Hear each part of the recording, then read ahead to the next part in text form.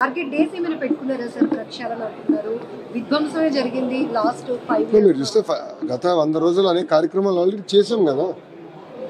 గతంలో ఐటీ మంత్రి గారు ఎప్పుడు ఐటీ కంపెనీలతో విశాఖపట్నంలో సమావేశం ఏర్పాటు చేసుకోవాలా 5 సంవత్సరాల్లో.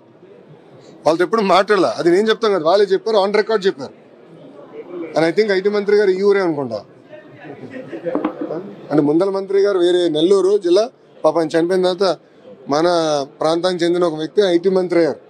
ఆయన కోడిగుడ్ల గురించి మాట్లాడాడు తప్ప ఈనాడు ఐటీ గురించి, పెట్టుబడుల గురించి ఏం మాట్లాడాల. మేము ఒక ఫోకస్డ్కి వెళ్తున్నాం. సో ఫస్ట్ 100 days ఉన్న ప్రాబ్లమ్స్ మనం రిజాల్వ్ చేసుకోవాలి. ఇప్పుడు మీరే చూస్తారు, టాటా సన్స్ చైర్మన్ చంద్ర గారు వచ్చారు. గతంలో ఇప్పుడు వచ్చాడా ముఖ్యమంత్రి గారు కలిసి?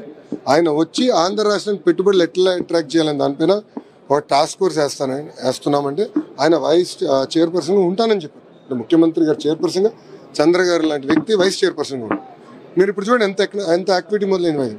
కనీసం వైజాగ్ గురించి అందరూ మాడుకుంటున్నారు, ఆంధ్ర రాష్ట్రం గురించి అందరూ మాడుకుంటున్నారు. గతంలో ఎవరు మాట్లాడేవారు కాదు, ఎవరు వచ్చేవారు కాదు, ముఖ్యమంత్రి గారు ఇంటి బయటకు వచ్చేవారు కాదు. అనేక సమస్యలు ఉండేది. ఇప్పుడు చూస్తే ముఖ్యమంత్రి గారు బాగా తిరుగుతున్నారు, మంత్రులందరూ పరిగెత్తిస్తున్నారు, పారిశ్రామికవేత్తలు కూడా ఇప్పుడు రాని విధంగా ఇప్పుడు మళ్ళీ ఆంధ్ర రాష్ట్రానికి వస్తున్నారు. భోగాపురం ఎయిర్పోర్ట్ గురించి ఆల్రెడీ ముఖ్యమంత్రి గారు 2-3 సార్లు సమీక్ష చేశారు. గౌరవ కేబినెట్ శాఖ మంత్రివర్యులు, సివిలేషన్ మంత్రివర్యులు రామ్మోహన్ నాయుడు గారు కూడా సీరియస్గా దాన్ని టైం కన్నా ముందలు చేయాలన్న లక్ష్యంతో పనిచేస్తున్నారు. సో ఇవన్నీ ఇప్పుడు సెట్ చేస్తున్నాం.